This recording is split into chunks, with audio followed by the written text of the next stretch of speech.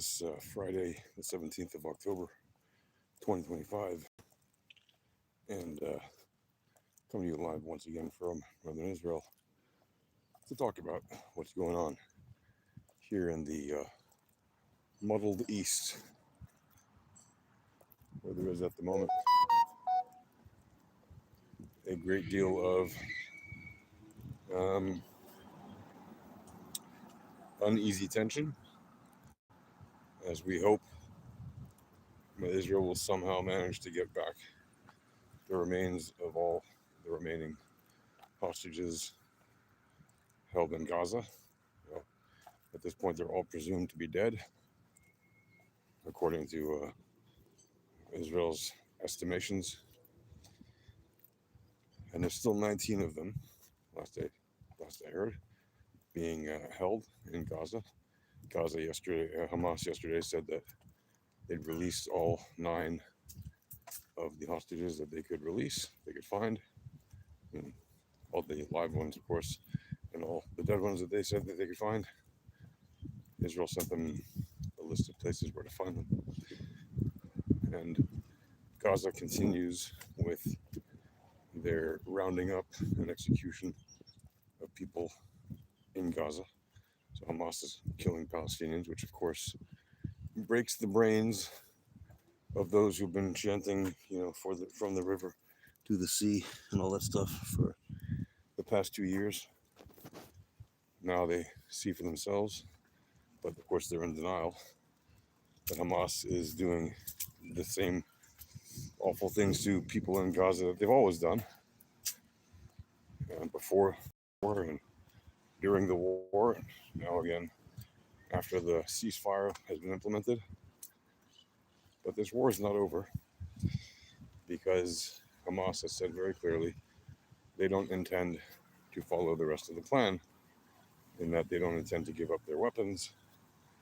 And even if they did, it wouldn't be to an international force, it would only be to a Palestinian force. So they've positioned themselves in a way that they can be the only so-called legitimate force to take over, which is a joke, because obviously they're not legitimate.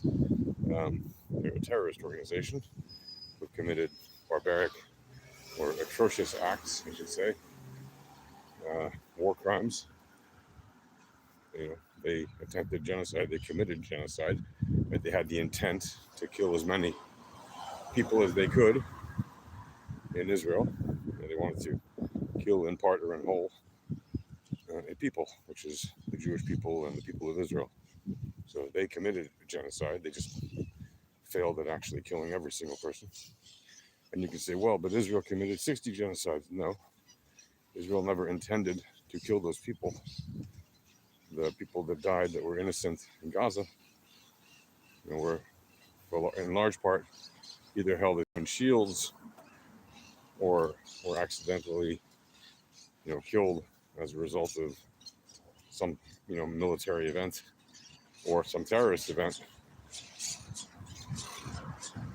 And so, yeah, innocent people die in war, and it's awful, and that's why we don't like war. We don't want people to die in Israel here. We don't want anybody to die. We don't want Palestinians to die. We don't want Israelis to die. We don't want anyone to die.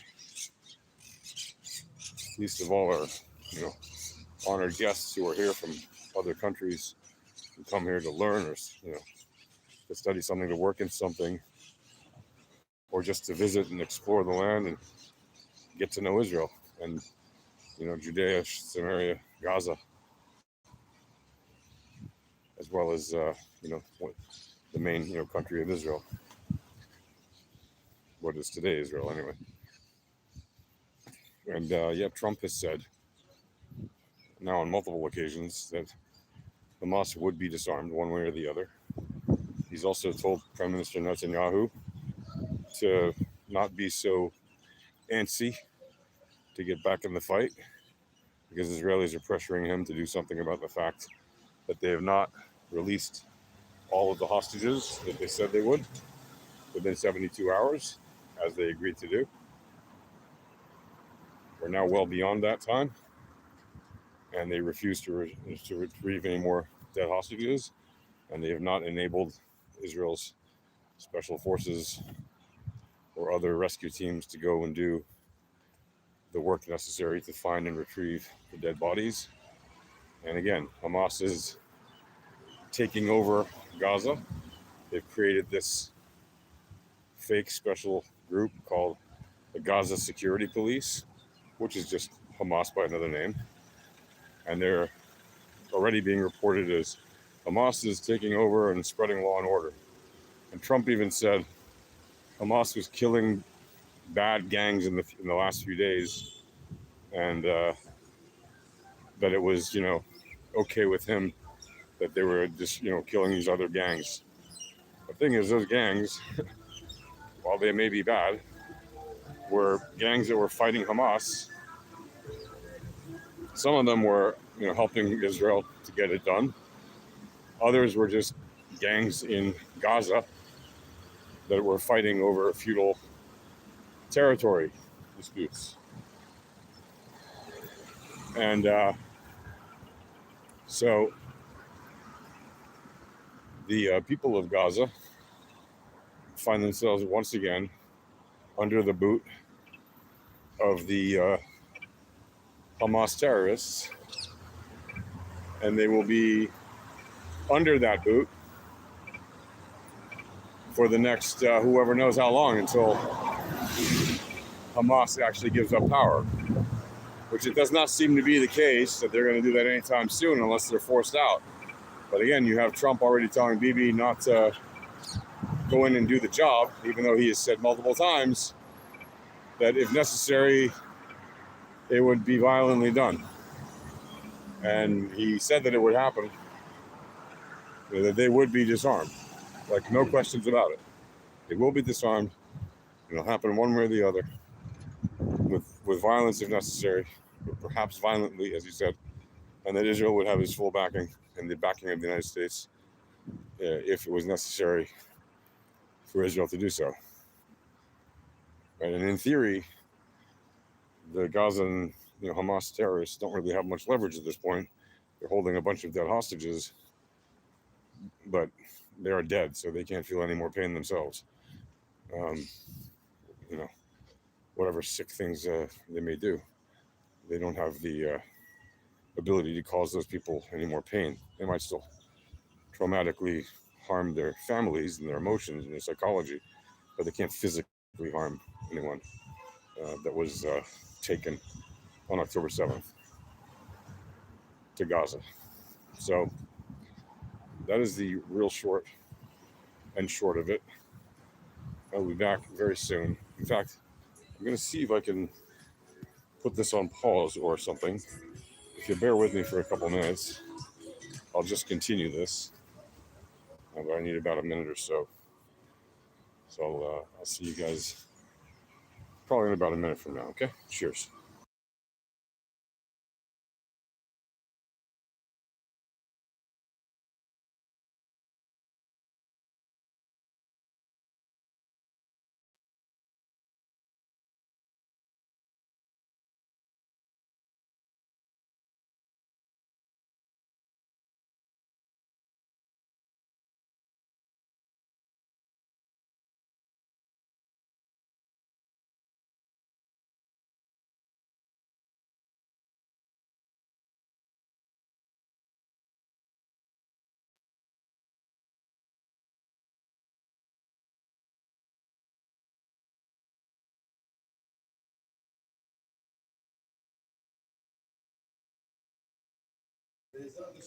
All right.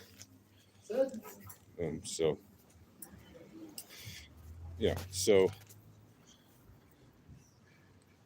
the the long and short of it is that now that we know Hamas is playing politics with this thing, and we've known that, of course, from the day that they agreed to this ceasefire deal, right? And the day that it was announced even by Trump at the White House with Netanyahu present, we've known it was a BS deal. Like, it was not a surprise to us that they would not honor this deal. But we waited patiently anyway to give them a chance. And we see that they are, in fact, intending to not honor the deal. So what can be done about that? Well, what is likely to happen, right? Based on what I know about the situation, which is, by the way, pretty upfront and personal um, in many ways. And I can tell you, I've heard and seen from people in Gaza directly throughout the course of this war until very, very recently, without putting too much of a, without saying too much. We know that what's happening there in the last few days is definitely happening, like what's been reported, with hundreds of people being summarily butchered, executed without trial, just being accused of something. And we know that they are getting rid of the powers that might, the local tribes that might take over, or that might unite with other tribes to form some kind of a coalition to take over. And of course, they don't want to hand over power to an international group. So what could happen in theory is that a Hamas handover could happen to a Palestinian group if it's not Hamas, and then they would hand over to an international group. But the reality is, hello there, hi there. Assalamu alaikum. The probability is that Hamas knows also that this is a probability, and that's why they're getting rid of these people, because they don't want some kind of, you can call it a trick to be played on them or whatever. They don't want that kind of a strategy to be used where they give over power to some other Palestinian group so they can be seen as not having surrendered to a foreigner. They just handed over power, quote unquote, democratically. Of course, it's not democratically, it's by force. And they don't want that group to then hand over power to an international group. Still, that could happen. It is on the table for the time being, even though nobody's said it, right? We know that that could happen. Another probability is that Israel will, in fact, have to restart its military actions against Hamas at least until they return all the bodies and surrender their power and give up their weapons. Now, why is that important, right? Well, it's important because Israel cannot afford to have an enemy at its border that has launched a war against it and that has done all the terrible things they've done. And they've sworn many times since that day to do it again and again and again and again. And so have all their crazy supporters around the world who sing songs, they say they're pro-Palestine, but they're actually pro-Hamas. I'll prove that to you in a minute. And they claim numbers like, oh, there's 1 million dead, like just insane numbers that even the Hamas themselves don't claim, because the Hamas know how ridiculous it is to make such claims when the evidence demonstrates very clearly to the contrary, right? Birth rates, death rates, destruction of building rates, etc., right? There's actually no way that there's 1 million of them dead, or even 200,000 or whatever numbers they say. 300,000, I saw a lot of people actually saying close to 300,000, which is, patently ludicrous. There's nowhere near that many people dead. It is absolutely horrifying that so many people are dead, but that is, again, all on the shoulders of the Hamas who've done that to the people in Gaza, right? Had they laid down their weapons and surrendered all the hostages on October 7th or any day since then, this war would have stopped immediately. Had there not been an October 7th attack by the Hamas, there would be exactly zero dead people in Gaza due to the war that has now happened for more than 2 years. So it's an absurd statement to claim, but they make those claims anyway. And again, we can prove what I said about Hamas. Anyway, yeah, so one of the things that we know also, in addition to these facts, is that the government of Israel is also due to come up to an election in 2026. And I guarantee you, hello there, hi there, shalom. I guarantee you that the government of Israel does not want to be in the middle of a war. It would prefer not to be in the middle of a hot war come the next election. And right now, Bibi wants to position himself as somebody who brought, an end to the war, brought back all the hostages, and got Hamas to lay down their weapons and leave power, one way or the other. So he's got that on his mind. And of course, it's up to the people to choose if they want him to be reelected or not, because we have, that form of democracy here where we vote for parties. Whoever's at the head of the party gets to form the coalition and be prime minister. Whoever's at the head of the winning party, obviously, gets to form a coalition if necessary. It's usually necessary, and then they get to be the prime minister and create the cabinet and all that sort of thing, run the government. So he's got that on his mind. The Hamas have not had an election in 20 years, and Israel does not want them to participate in future elections because, again, we know they want to do this over and over and over and over again. So obviously we can't have them living right next door to us with the intention to attack us again. That's just not acceptable. Obviously, any nation that has been attacked in such a way would demand to get rid of that government that has done that to them. And it's perfectly understandable that Israel makes such a demand. And you might say, well, who is Israel to decide? Right? Like if Israel started a war and was repelled by whoever it started it against, that enemy would obviously also say, well, we got to get rid of the Israeli government.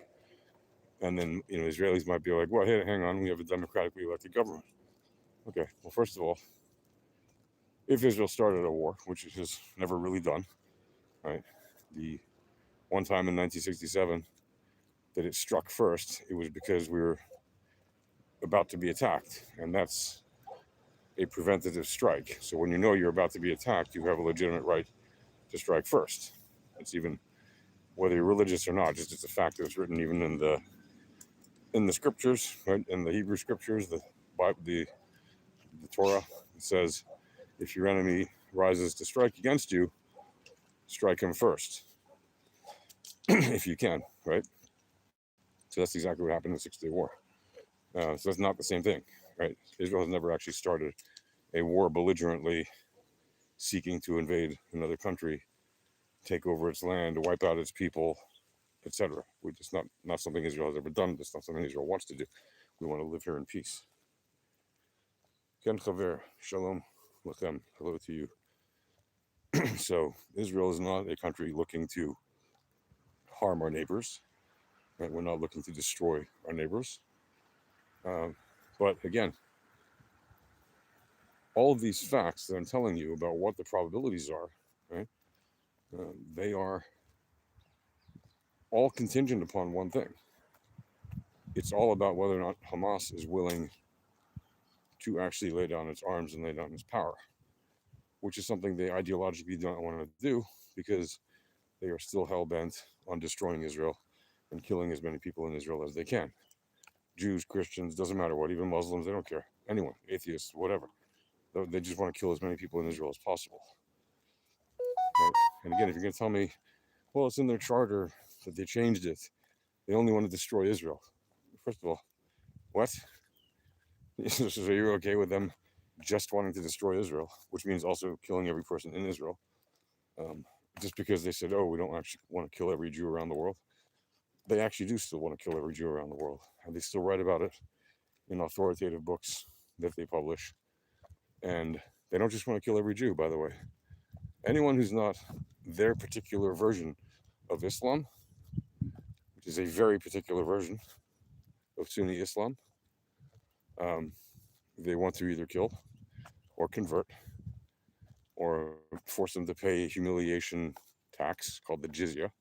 It's meant to be done in a humiliating way, which sort of protects the non-Muslims, but it doesn't really, because they've attacked Jews many times throughout their history, even those who paid the jizya.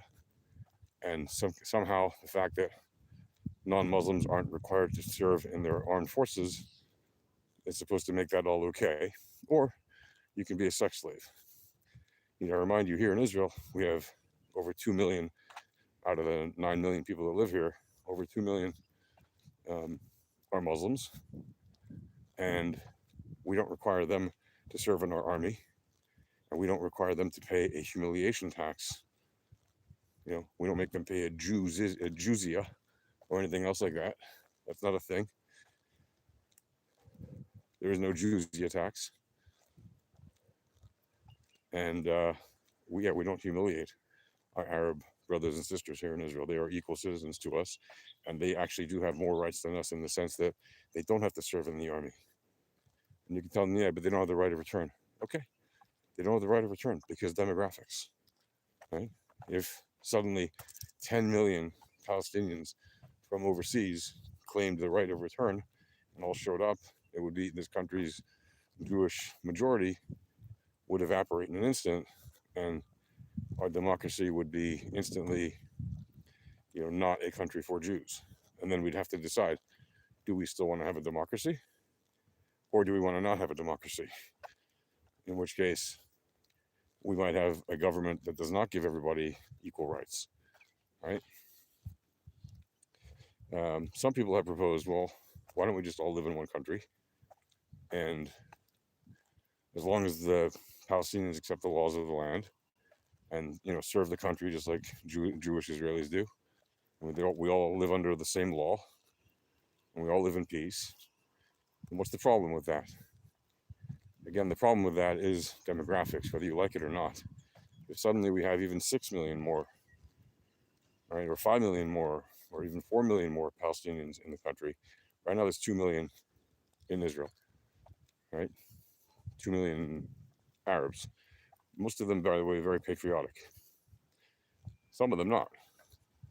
But if we suddenly have 4 million more Arabs in Israel who are mostly not going to be patriotic to Israel, they're mostly going to want to see ultimately the demise of Israel, then you're talking about more than 6 million Arabs living in Israel. And there's only 7 million Jews. And the Arabs, despite the best efforts of the Orthodox Jews, the ultra-Orthodox Jews, and many other Jews, by the way, who have a bunch of kids every generation, the Muslims still make a lot more babies, okay? In this part of the world, if you think it's bad in England or France or wherever, Europe, the hockey stick of the population of the Muslims here is 10x in the last 77 years. In fact, more than 10x, but it's 10x, right? So you had around 700,000 Palestinians here in 1948 that left, and you had another, whatever it was, 100,000 or so who stayed. 200,000 or so who stayed, sorry. The 200,000 or so who stayed now number more than 2 million.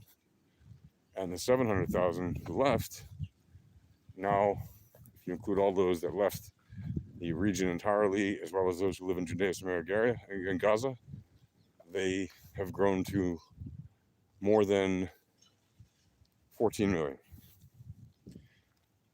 That's an enormous population explosion in 77 years. Enormous. So do the math, right? 700,000 to 14 million. That is a 20x population growth in 77 years. Okay, that is insane. But those are the real numbers by the best estimates of the people who count these sort of things for a living. So if we suddenly allowed in 14 million people into Israel, it would obviously be, if they're not, mostly Jewish, which they're not, it would obviously be extremely detrimental to Israel's survival as a democratic state. At that point, we would pretty much have to say, okay, there are rules for thee, but not for me. if we wanted to still control this country. And some say, well, that's fine. We don't have to be a democracy. And I say, I don't like that idea. I like living in a democracy. Thank you. I like the fact that we all have equal rights. Thank you. And if people can't live here because they're a different nationality or a different people, right? They consider themselves to be something other than us. Well, then why should we give them nationality? What's the point? Why should we give them citizenship? I don't have a problem if people live here that aren't pro-Israel and have a different national identity. That's fine. They could be Palestinians and live in the areas which they currently control. And until they live, what needs to happen more than anything is that they accept that we live next door to them. And they can keep their national identity, but still live under Israeli law. They can be called Palestinians, whatever, but live under Israeli law. They could even have little local governments that control their towns and villages. Fine. But the national law would be Israeli for security, right? An overall rule of law, right? But they'd be allowed to, judicially decide over certain things and within their communities. Why not? But you don't have to have all of them be Israeli. To me, that is just plain foolishness. That is looking for a problem. That is looking to make a problem where one doesn't even exist yet. So I very much think that is going to be the crux of the matter. Right? If they agree to live in peace with us, like real peace, and demonstrate it actively for generations, not just a year or two, eventually, well, wonderful. We'll all be getting along without having to fight. And they can have, again, from the start, they can have their own national identity. They don't have to have physical land to have a national identity, by the way. Like, yeah, they can own their private property. You can even own the land around civic buildings, right? But it's Israeli territory, all of it. And they would get to say, yeah, well, we own this land. Sure, okay, so you have the rights and responsibilities over that land that you own within our country, just like Jews own land within the country of Israel. Right, so we have rights, you have to have rights and responsibilities too if you're a landowner in Israel. And they would just have a separate national identity, meaning they would have their own elections, separate from ours, to run for their local governors or mayors or whatever you want to have, the overall ruler of the party, etc. And that would allow the people to basically have a form of government over themselves, a legitimate form of government over themselves, where they don't have to fight or kill just to exist, where they can look for different ways forward, right? They can look to build prosperity among their own people, as opposed to just, constantly being in a state of war seeking to destroy their supposed enemy, right? That's something that needs to happen. But it hasn't happened yet because the people who are running the show for the Palestinians, they don't want for there to be a real peace. Like, they're interested in having conflict go on because it continues to feed their grift, right? They're making a lot of money with things like the pay for slave program, with things like, refugee monthly payments from the UN directly into their electronic wallets. They're looking for funding from donor countries, additional funding from donor countries like Qatar, countries across the EU at large, even the US. They're looking for more of that juicy aid money because the people at the top, they steal it mostly. And they give very little to the actual people that deserve it, that it's intended for. Right? That's the whole problem with their system of government, is that they are looking to maintain a corrupt system that only harms the people. It doesn't help the people in any way. Like, it doesn't do what it's meant to do. It does very much the opposite of its intended purpose. And that's why Israel opposes the current proposals that are on the table from the Palestinian side, because none of them really address these issues. Not a single one of them actually says, yeah, we agree to actually live in peace next to you forever. And I know you'll tell me, well, the Palestinian Authority does. Well, they don't actually. Right? The Palestinian Authority has signed multiple agreements to that effect and has made multiple declarations to that effect. But the bottom line is they still do the pay for slay in one way or the other, right? They still do it, by the way, even though they've made big announcements that they started reducing it. They've stopped making payments to some people. They haven't stopped making payments to most of them. They still spend around $650 million a year to pay the families of pay for slay awardees. So no, they're not done doing that. And they're not, free and clear in terms of operating in good faith as a partner for peace. They're very, very, very far away from that. They're about as far away as you could possibly be, actually. So that's why we don't think we have a partner for peace there, which is one of the reasons we don't want the Palestinian Authority to take over in Gaza. Also because, remember, in 2005, the Palestinian Authority was in power. They got booted out in an election, followed by a violent coup to get them out because they were arguing over the technicalities over who won, whether or not the election was actually won, because they said there was no actual majority of votes for any one party. Like, nobody got 51% or more of the votes, or nobody got more than 50% of the votes. So that's why they were eventually tossed out by Hamas very violently. And the Palestinian Authority will say, well, you see, that demonstrates that we are the legitimate power there. Well, no, you did lose the election. You got even less votes than the Hamas. And yes, you were forced out by force, and that's not a legitimate way to be removed from power, necessarily. Certainly not the way the Hamas did it. I would say it's not a very legitimate way to do it. But nevertheless, the Palestinian Authority has demonstrated for the past 20 years that it was never serious about making peace with us, because even when Gaza was separately run by Hamas, the Palestinian Authority did not actually make any steps to make peace with Israel. Right? All they did was just continue the same old grift. Abu Abbas or Abu Mazen. Abu Mazen has just made promise after promise that he wants to stay on the path of peace, but all that really means is he wants to keep the status quo going. Because if you wanted peace, man, it doesn't take 20 years to say, okay, let's sign a peace document, and we'll agree to these, terms. Right? He's never done that.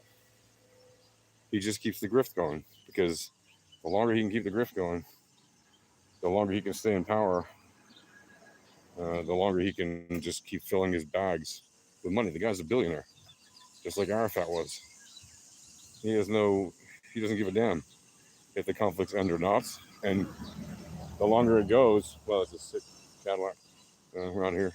Cool. He knows that the longer the grift goes on, right, the more money he gets to load up into his pockets. And he's all about that. And if you think it's not just about money for guys like that, it absolutely is. It's about money and power. Like, he's not religious, yeah? He's head of the Fatah and the Palestinian Authority and the PLO and all that. He's in charge of that umbrella. And that umbrella is made up of, non-religious secular socialists. So yeah, they exploit religion. Of course they do. They exploit it to suit their needs. But they're not operating based on religious edicts. They're operating based on political necessity or interests that they consider to be in their interest. And that's what they're doing. So, so to wrap it up, basically Hamas continues to do their grift against Israel. And their grift is more ideologically and religiously locked in. But they still just have every intention to keep breaking this deal. They're not going to honor it. They're going to find any loophole they can to not honor it. They're going to say, oh, Israel isn't acting in good faith. It's them who are not acting in good faith. You can see it step by step. Israel has done everything it said it would do, and they have not. So that's the situation. Hopefully it will end positively, but realistically, you're kidding yourself if you think they're just going to suddenly become good actors. They don't want to have an end to their, and they'll do anything they can to stay in power, even if that requires losing a lot more people in Gaza in order to break the will of the people that signed that document, the plan to end the war. That's it for now. I'll talk to you guys in a bit. Like, subscribe, comment, and share. Okay? Thanks very much, and I'll see you guys in the next one. Peace. Shalom.